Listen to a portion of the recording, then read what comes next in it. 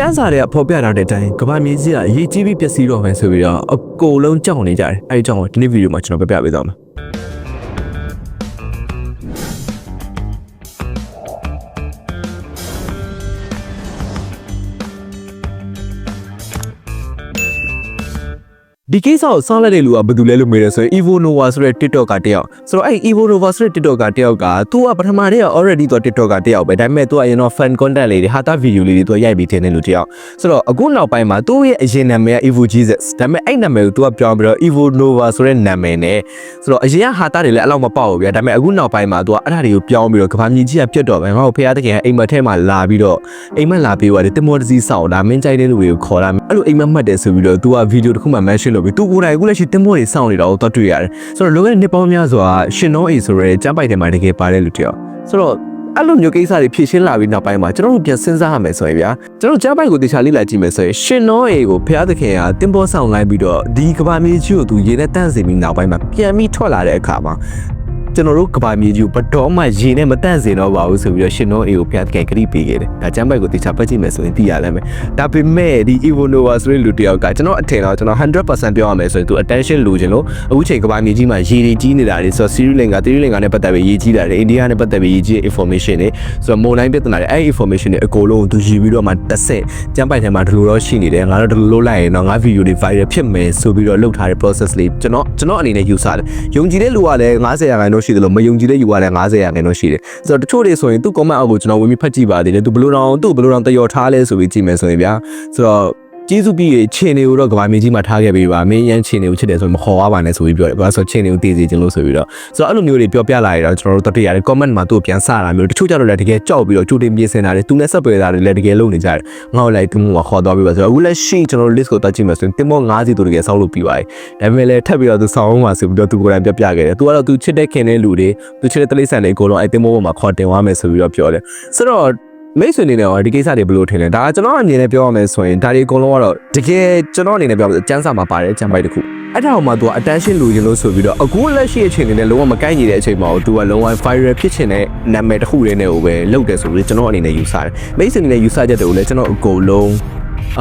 comment မှာချပြလို့ရပါတယ်ကျွန်တော်တို့ဒီကဘာမြေကြီးကြောင့်ပတ်သက်ပြီးတော့ကြည့်မယ်ဆိုရင်2012မတိုင်ခင်2012ကကဘာမြေကြီးရဲ့နောက်ဆုံးနှစ်ဖြစ်မယ်ဆိုပြီးရုပ်ရှင်တွေပိုင်းတော့ထွက်ခဲ့သေးတယ်တကယ်ပဲ2012ကကဘာကြီးကအဲ့လိုပြတ်မှာဆိုပြီးတော့ကျွန်တော်တို့တော့တကယ်ယုံကြည်ခဲ့သေးတယ်ဗျအဲ့လိုအခြေအနေကြီးတွေမှာဒါပေမဲ့အခုအခြေအနေမှာတော့ကြည့်မယ်ဆိုရင်ကိုတော့နည်းနည်းလေးမှန်ယူရဆန်တယ်ကဘာမြေကြီးမှာလူတွေအဲ့လောက်အများကြီးရှိတယ်ဗျဆိုတော့ဒီလိုကဘာမြေကြီးကိုအဲ့လိုမျိုးကြီးဖြတ်စည်းဖို့2012ကကျွန်တော်တို့အဲ့ဒီရုပ်ရှင်အတိုင်းပါလာတယ်မုံတိုင်းတစ်ခုနဲ့ဖြတ်စည်းဖို့ကြတော့ no way ဆိုပြီးကျွန်တော်ယူဆတယ်ဒီကဘာမြေကြီးမှာရှိတဲ့နီးပညာတွေမုံတိုင်းအဲ့လိုမျိုးလာမယ်ဆိုရင်တော့မှဗျာ2025သူပြောတဲ့သူ mention လုပ်တဲ့ဟာတော့ကျွန်တော်တို့ဒီရာစုနှစ်ကတော့ဒီကနောက်ဆုံးရာစုနှစ်ဖြစ်မယ်ဆိုတော့ဒီ2025ကျွန်တော်တို့ကဘာမြေကြီးမှာနောက်ဆုံးနှစ်ဖြစ်မယ်ဆိုပြီးတော့သူက mention လုပ်ထားတယ်ဒါပေမဲ့ကျွန်တော်တို့တွက်ကြည့်မယ်ဆိုရင်ဗျာဟုတ်ပြီအခု2025နောက်ဆုံးနှစ်ဆိုရင်2025ဒီ12လပိုင်းကဘယ်လောက်မှမကြံတော့နောက်ထပ်ပြီးတော့ဆိုတော့အဲ့လိုနောက်ဆုံးထပ်ပြီးဘယ်လောက်မှမကြံတော့ပါအနည်းဆုံးတော့ weather focus ရာသီဥတုရဲ့ကျွန်တော်တို့ခံမှန်းချက်တွေကျွန်တော်အခြေအနေတွက်ကြည့်မယ်ဆိုရင်လည်းအဆင်ပြေနေတာပဲအကုန်လုံးကဘာပြက်လောက်တဲ့အထိမုန်တိုင်းတိုက်ပဲဆိုပြီးတော့ဘယ်နေရာမှလည်းမချင်ညာထားဘူးဗျာဆိုတော့ဒါတွေအကုန်လုံးကို तू က just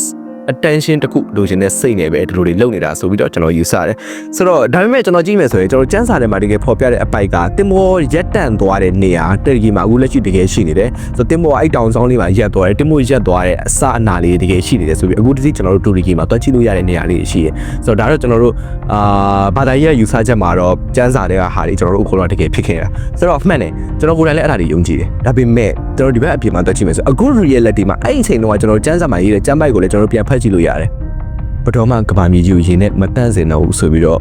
နောအေကိုရှင်နောအေကိုဖះကိုယ်တိုင်ဂရိပေးခဲ့တာဒါပေမဲ့ဖះဂရိပေးပြီးဘယ်တော့မှအလုပ်လုပ်မှာမဟုတ်ဆိုတော့နောက်ပိုင်းလည်းဘယ်တော့မှအထက်ဖြစ်မှာမဟုတ်ဘူးဆိုပြီးကျွန်တော်ယူဆတယ်ဆိုတော့ just ကျွန်တော်အနေနဲ့ဗျာအဲ့လိုလူမှမဟုတ်ဒီ Evo Nova ဆိုတဲ့လူမှမဟုတ်တခြားလူတွေလည်းအများကြီးကျွန်တော်လောကကြီးမှာရှိတယ် just attention တစ်ခုလိုချင်တာတခုတည်းနဲ့ပဲကျွန်တော်လောကကြီးမှာ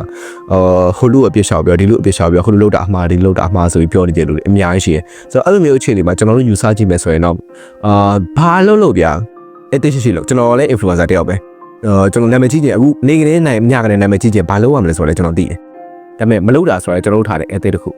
ဆိုတော့ဟုတ်ပြီကျွန်တော်နေချင်းညချင်းနာမည်ကြီးလာတဲ့လူတွေရှိတယ်အခုကျွန်တော်ဆိုရင် okay ဒီလို influencer ဒီလိုလူတွေလက်ခံလာဖို့အတွက်ဒီလိုနေရာတစ်ခုရောက်လာဖို့အတွက်ကျွန်တော်တို့စူးစမ်းရတဲ့အချိန်နှစ်ဆိုတာရှိတယ်ပေးစားရတဲ့ခါလာတွေဆိုတာရှိတယ်လို့မလို့တဲ့လူတွေလောက်ရတယ်မလို့မပေါင်းတဲ့လူတွေပေါင်းရတယ်ဆိုတော့မလို့ချင်တဲ့စကားတွေပြောနေရအဲ့လိုမျိုးအများကြီးရှိတယ်ဗျာ but ကျွန်တော်ဒီစနစ်ကိုလုံးကျွန်တော်ကြော်ပြီးတော့ချက်ချင်းတစ်ချက်တည်းနဲ့တစ်ခါအမြေကြီးမှာခဏလေးချက်ချင်းလက်ငယ်နာမည်ကြီးအောင်လုပ်လိုက်လို့ရတဲ့ information တွေတချို့ file တွေဟာတွေလည်းရှိဒါပေမဲ့တချို့ဟာတွေကြတော့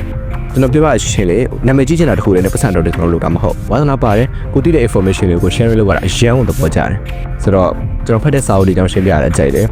ဆိုတော့ကျွန်တော်သိတဲ့ knowledge တွေကြောင့်ပြပြရတာအကြိုက်တယ်အဲ့လိုလူတယောက်ဖြစ်နေတဲ့အတွက်မှာပဲကျွန်တော် influencer တယောက်အနေနဲ့ကျွန်တော်ရည်တည်ရတာဆိုတော့ဒီနေရာမှာကျွန်တော်ဒီလောကကြီးကိုကျွန်တော်ပတ်စံရှာဖို့ဝင်လာတဲ့လူလည်းမဟုတ်နောက်တစ်ခုထပ်ပြောမယ်ထပ်ပြီးတော့ကျွန်တော် attention လို့ကျွန်တော်ဝင်လာတဲ့လူလည်းမဟုတ်လူတွေလက်ခံအောင်ကြိုးစားပြီးလာတဲ့လူလည်းမဟုတ်တခါလေးကျရင်ကျွန်တော်